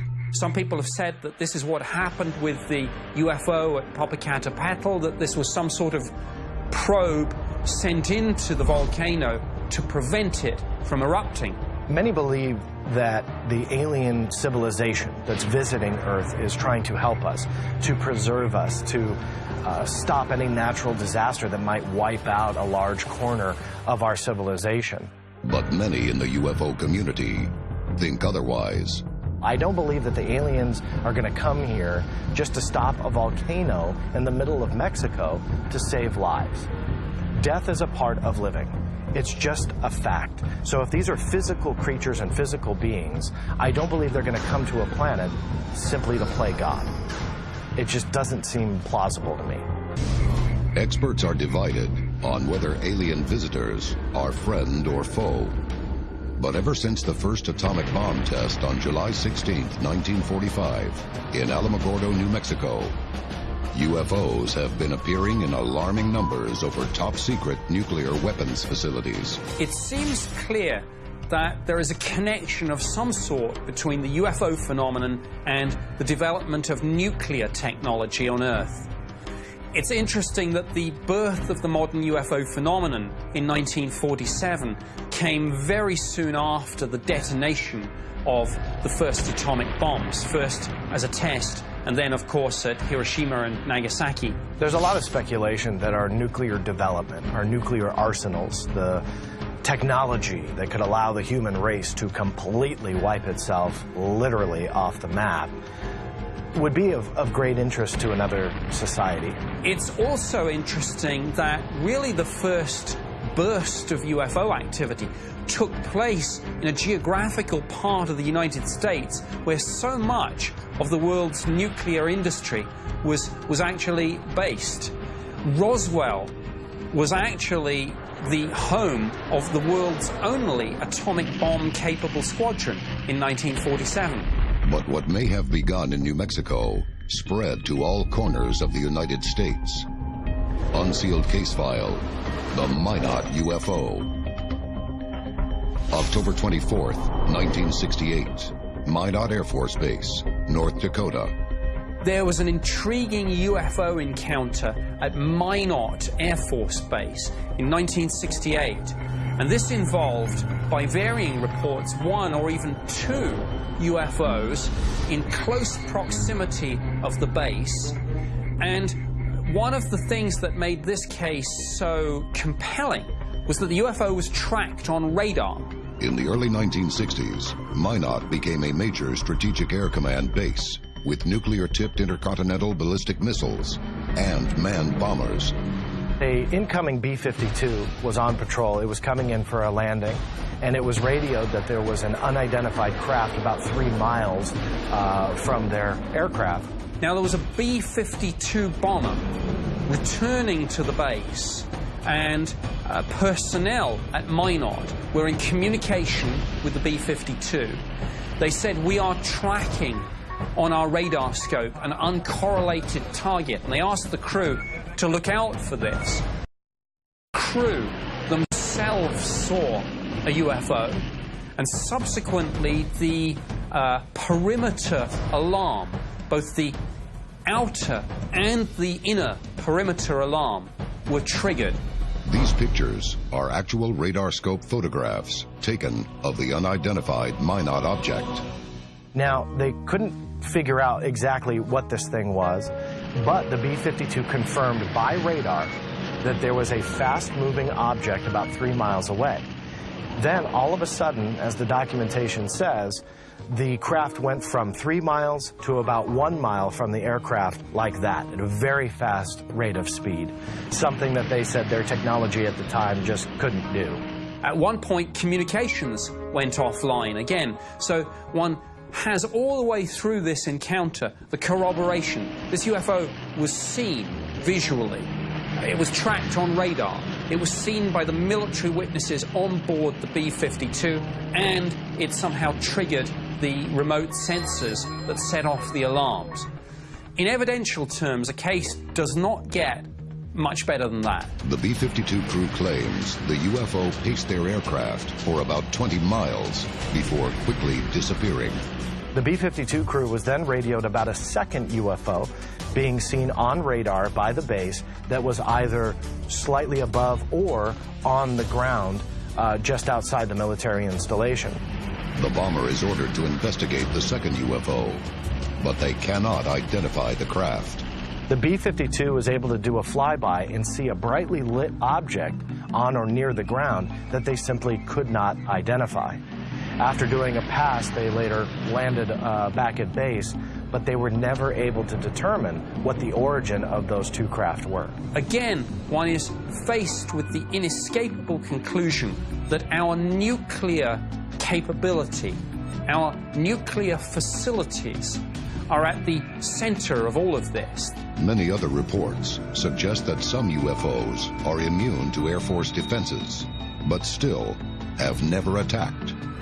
This leads some UFO experts to wonder if aliens might be performing reconnaissance of Earth, or perhaps policing us. Does a civilization become interesting and perhaps a cause for concern when it develops, as we developed, not just nuclear technology, but with our rockets, the capability to ultimately take our nuclear technology out into the wider galaxy? We don't know what part our solar system plays. It might not be that they care about the human race. It might be that they care about this one planet, the third rock from the sun, because it brings stability on a much grander scale. If extraterrestrials are interested in one thing about planet Earth, it would be that thing which poses the biggest significant threat, both to ourselves and indeed to any other civilizations that might be out there. Evidence suggests that planet Earth is being visited by extraterrestrials. But exactly why they are here and what they may be after is still a mystery. There's something about Earth that would be helpful to them if they've got a breeding program, a genetic study of some sort. There is so much biodiversity on Earth, and life seems to find its way into almost every niche that one could really say there's almost everything and anything that you would want. And it's right here for the taking. Unsealed case file, the Corina Sables abduction. Aldergrove, British Columbia, July 17th, 1991. Corina Sables and a friend witness a huge boomerang-shaped UFO in the night sky above her home. Suddenly, she vanishes, only to reappear an hour later with no memory of the incident. And she cannot account for the missing time. Following her disappearance, she has a strange feeling that this was not the first time she had been taken. That could be something that they could come to this planet to mine for themselves. Maybe that resource is in the human body. Soon after, her daughter begins drawing an alien that she calls the Doctor, who she says occasionally enters her room while she sleeps. The drawing opens a flood of hidden abduction memories in Sables, including needles piercing her stomach and seeing rows of alien fetuses in liquid suspension. Now, in this incident, it's reported that DNA was actually removed. It's as if these people are being harvested, almost as a resource. As the memories become more distinct, Sables comes to believe that she is part of an ongoing experiment to create alien-human hybrids. The Karina Sables incident is really a classic example of what you would call a repeater abductee, somebody who's had multiple experiences. These things are seldom one-offs. Sables makes another startling revelation, recalling childhood stories that her mother told her. Stories of alien abduction. They start in childhood, they continue throughout the lifetime, and they seem to involve different members of the same family. The question is, what sort of interest and use to the abductors is genetic material from multi-generational bloodlines? Sables claims her womb has been used by Greys to produce alien fetuses. But before they can be born, she is abducted again, and they are removed from her body. Human DNA and genetic material is being harvested as part of a program to create a hybrid race. But why would the Greys want to crossbreed with humans? It's been speculated that the Greys might be clones that are degrading through successive clonings. The idea one often hears is that the aliens are a dying race, that they're trying to reinvigorate themselves by bringing in fresh genetic material to enable them to breed again, to procreate, to survive. Some believe that aliens may be among us, and they may be after more than just our physical resources. There could be 1,000 or 1,000,000 or even an infinite possibilities of what they don't have, but the human race takes for granted. So maybe millennia ago, these were biological intelligences who lost their biology, they lost their bodies. And it's now, maybe, they want back what they once had. Could some extraterrestrials originate from vast cyborg civilizations? And if so, what is the one key thing these beings might be lacking? The one thing that they might want is a soul. If some alien civilizations are seeking something much deeper than just our DNA, what might happen if they succeed? Imagine something which has existed as a clone for millennia suddenly getting hold of human emotions: anger, love, fear, hate, wonder. Would they be able to control these emotions? Would they be able to handle them? Look at humans. You got some really good ones, and you got some really bad ones. The minute a machine can think for itself, and all of a sudden 1,000 years of human thought is achieved in 72 hours by a machine, when you look at that, you're flirting with disaster. The universe is such an infinite place that light from the stars we see at night, stars in our own galaxy, takes hundreds of years to reach us. And there are hundreds of billions of galaxies in the universe. Within the universe, Earth is like a grain of sand in the Sahara. So, if extraterrestrials have visited here, how did they find us? Where did they come from? And how did they cross such an unfathomable distance? One of the popular theories is a wormhole or a portal that an alien civilization could travel to. Instead of point A and point B having a straight line to connect them, that you in essence will morph space and time and bring those points together. Unsealed case file, the Oswald abduction. October 15th, 1979, Rio de Janeiro, Brazil. Respected concert pianist Luli Oswald is driving at night with a friend down a coastal highway 30 miles north of Rio. Suddenly, Several hundred yards offshore, she sees UFOs launch out of the water. They saw a UFO and underwent what the UFO community would say is almost like a classic missing time alien abduction encounter. Luli and her friend later describe seeing a black UFO, darker than the sky, with a domed top that is more than 300 meters across. Two smaller UFOs chase their car. Luli and her friend panic, but the next instant find themselves driving safely down the road again. All is normal, except for one thing. It's 3 hours later. Investigators soon discover other UFO encounters have been reported on the same stretch of lonely highway. But Luli's nightmare does not fully begin until she undergoes hypnosis. She asks one of the beings where they come from, and he describes a tunnel connecting to a portal under Antarctica.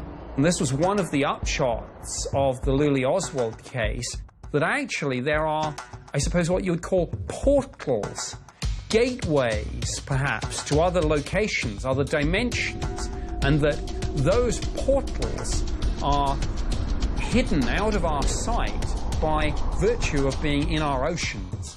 Some people believe that other dimensions are all around us, and that within them, laws of physics, totally different to our own, may apply.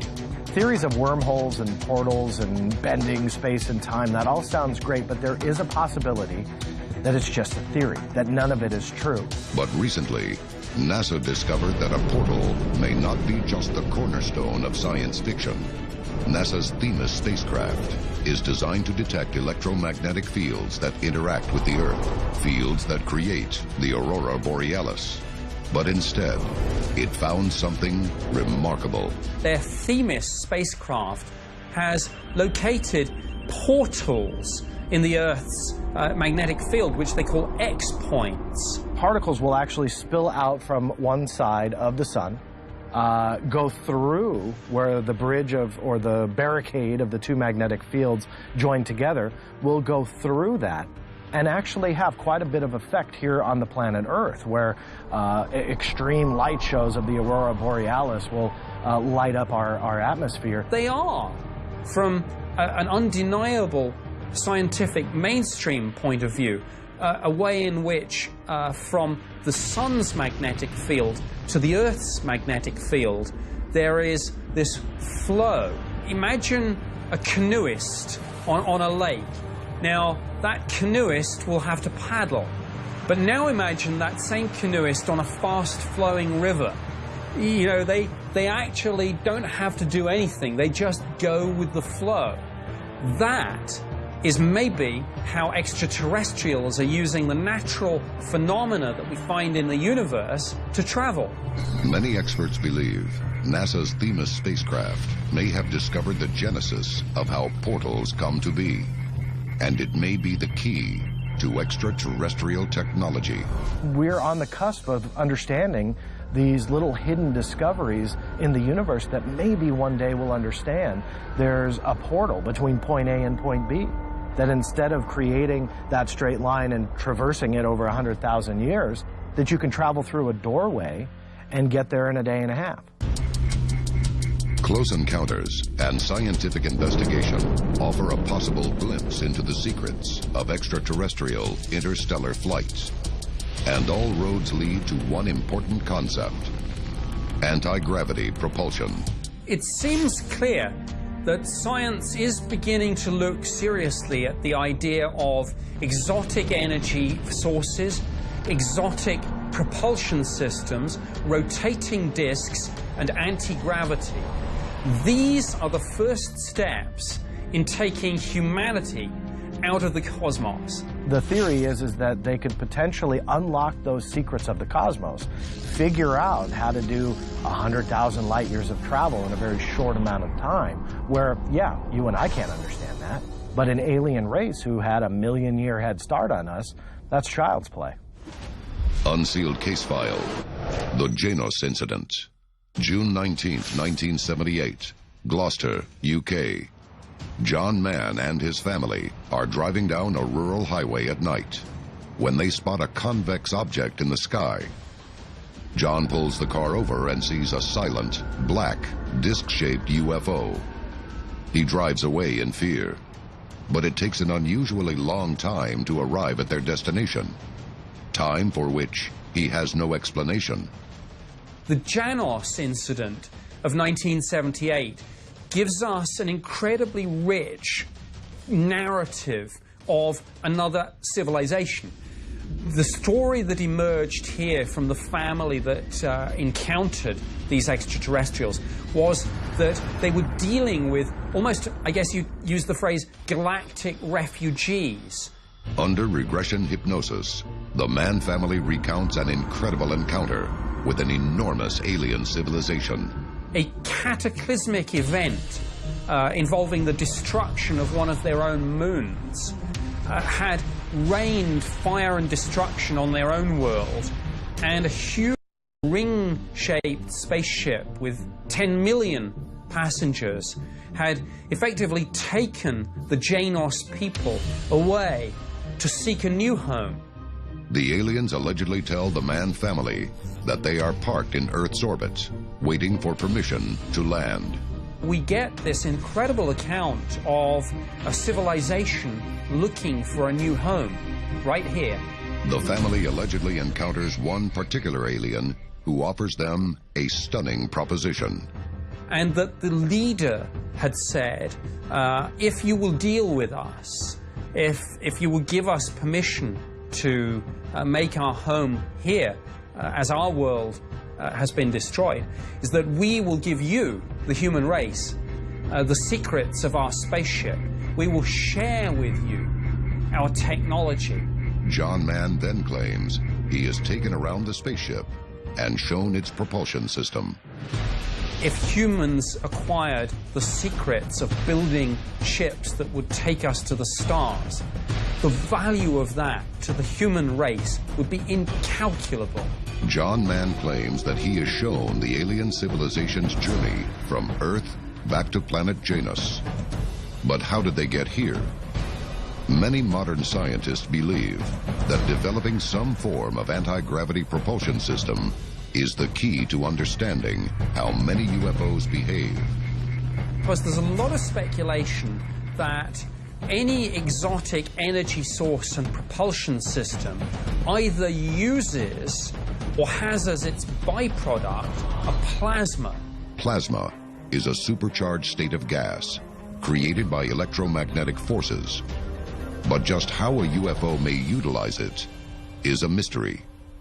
Many reports of UFOs describe a bright light, like a ball of plasma, that often turns into a metallic-looking UFO upon closer examination. Could plasma be the key to understanding how extraterrestrials are able to perform interstellar travel? In the 90s, a maverick scientist stepped forward to claim that he had effectively constructed an anti-gravity device of some sort. He constructed these ceramic rings, which he put into magnetic fields, using superconductors, and rotating this, claimed that as much as 2% of the weight just disappeared.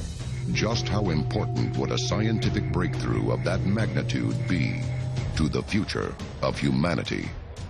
If a civilization has a 100,000 year or a 500,000 year or a million year head start, their technology, their intelligence, their science, their ability to really kind of traverse the stars is going to be so far beyond the capability of the human race, we wouldn't even be able to fathom it as a society right now. Is the future of interstellar flight within our grasp? And if so, what does that say about our place in the galaxy?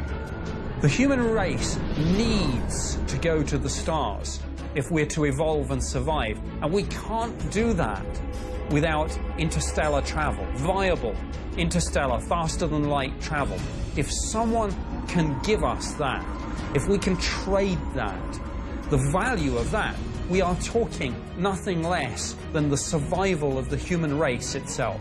And those are high stakes. It is inevitable that one day the human race will step foot on another planet and there will be some other intelligent civilization to greet us. The human race then becomes that extraterrestrial entity that is setting foot on an alien planet to us, but a home to someone else.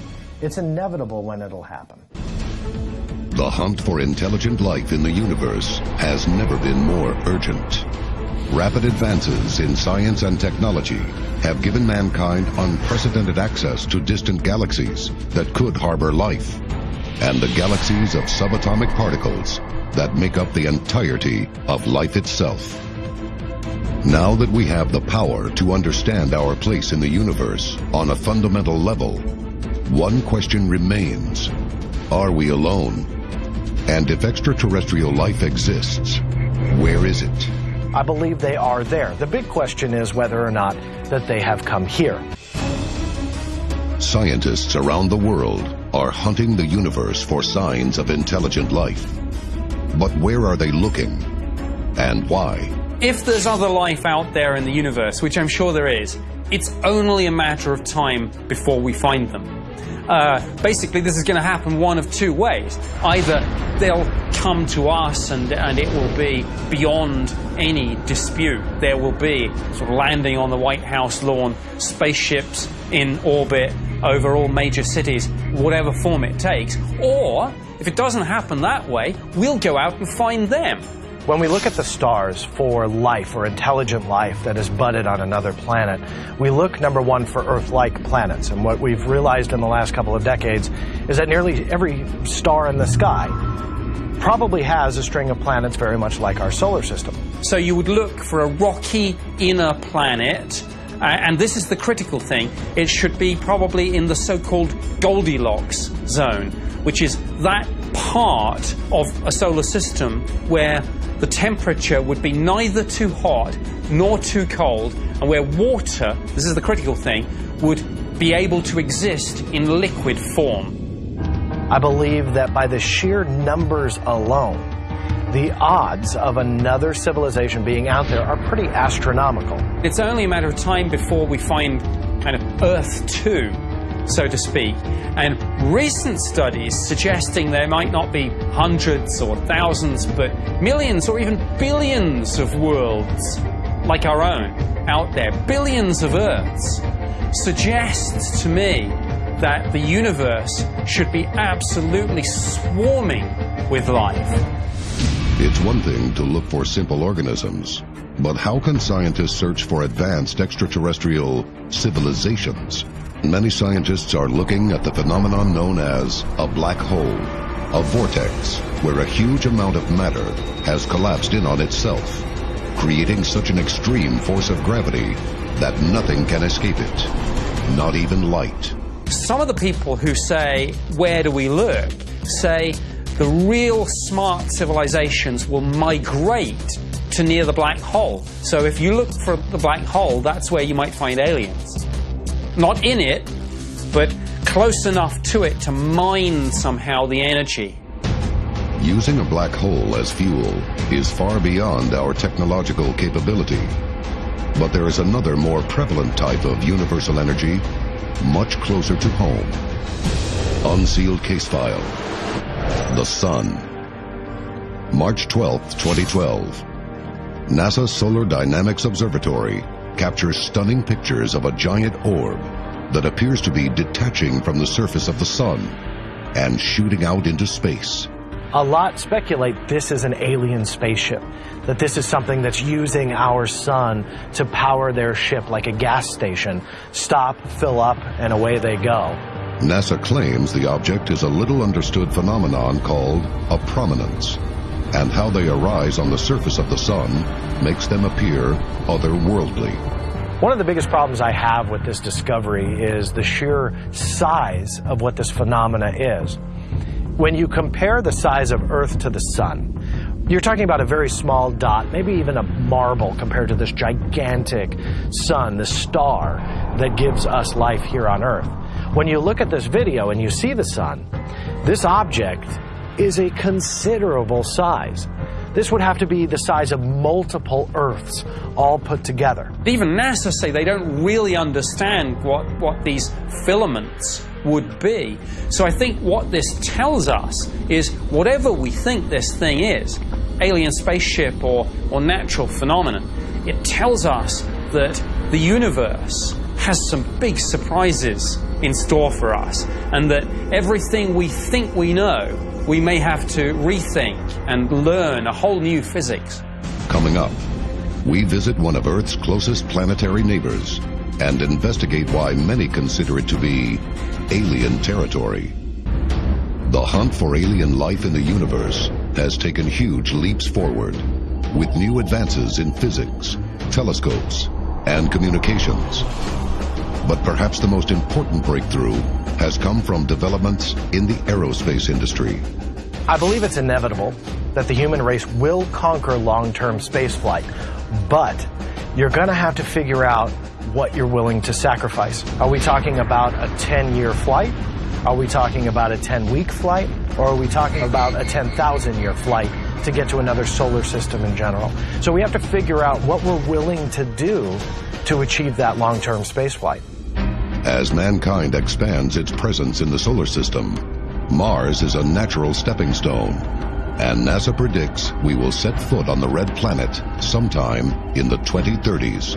Here we are truly on the cusp of manned Mars missions. In the next 2 to 3 decades, they believe that we will put a human on the surface of Mars, but they're not coming back. It's a sacrifice that the astronauts who will leave the planet Earth for good will land on Mars and live the remaining days of their lives on another planet. We already have evidence that it supported life in the past, and exploring Mars could answer a fundamental question. Is there extraterrestrial life beyond our solar system? There's life out there, and, you know, whether it's picking up a signal on a radio telescope, whether it's going out there and finding them for ourselves, but we're going to get there. Ours is going to be the generation that makes this discovery, and my goodness, it's going to be the biggest and most profound discovery that the human race has ever made. Unsealed case file, the Mars anomalies. July 26, 1976. The Viking 1 spacecraft is 1,000 miles above Mars and scanning the surface for a place to send the Viking 2 lander down to the red planet. On its 35th orbit, Viking 1 captures a photograph taken from Mars' northern desert region called Cydonia. This picture of a mile-long desert mesa stuns the world with its uncanny similarity to a human face. Hardly a week goes by, so it seems, without some photo from the surface of Mars cropping up that someone says shows some anomaly. This leads many in ufology to conclude that this and countless more pictures from the surface of Mars are evidence of an alien civilization.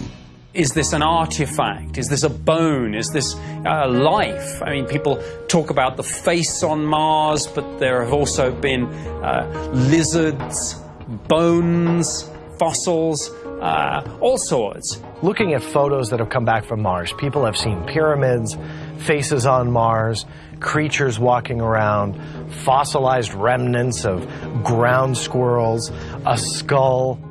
We are now collecting an unprecedented amount of data from satellites and probes on Mars. The theory was that Mars used to have water, which we now know is true.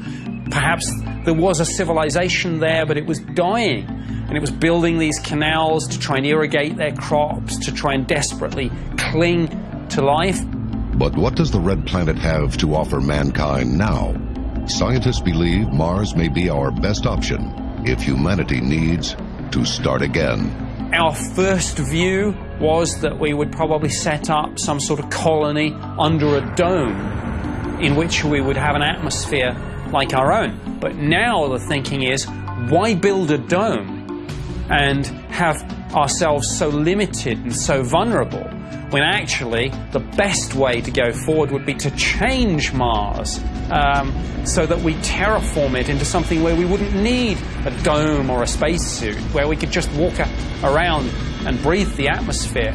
NASA has studied how Mars could be terraformed using our current technology and suggests that it's complicated but possible. The process would begin by releasing greenhouse gases into the Mars atmosphere.